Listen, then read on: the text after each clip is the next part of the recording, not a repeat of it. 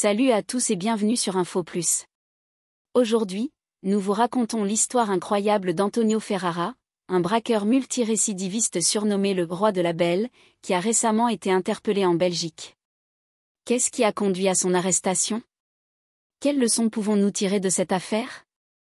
Restez avec nous pour le découvrir. L'arrestation d'Antonio Ferrara a eu lieu près de Liège, en Belgique, lorsque lui et ses complices ont été pris en flagrant délit après une possible tentative de braquage en Allemagne. Les forces de police belges et françaises ont collaboré pour appréhender Ferrara ainsi que cet autre malfaiteur. Il est incroyable de constater que cette opération a scellé le sort de plusieurs individus connus pour leurs liens dans le grand banditisme. Selon les rapports, les habitants de la région ont été témoins de détonations et d'une confrontation violente alors que les agents de police tentaient de maîtriser la situation. Néanmoins, l'intervention rapide des forces de l'ordre a permis de sauver des vies, même si un policier belge et un suspect ont été blessés lors de l'opération.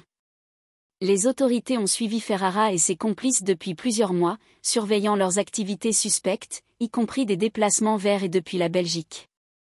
Ils avaient récemment tenté de braquer un centre fort en Allemagne, mais les forces de sécurité avaient été averties, les attendant.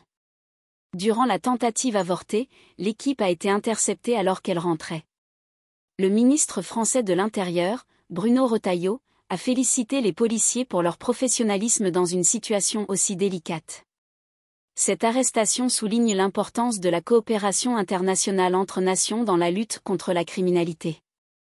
Parmi les complices de Ferrara, il y a son frère, Massimiliano, ainsi que d'autres figures notables du banditisme. Nous avons également Kader Doumbia, connu pour un enlèvement violent en 2009, et Walid Arsim, surnommé Walter, qui aurait également des antécédents de braquage. Une véritable équipe de criminels notoires. Cette interpellation casse des réseaux criminels bien établis, mais elle soulève également des questions sur les méthodes préventives des forces de l'ordre face à des gangs organisés.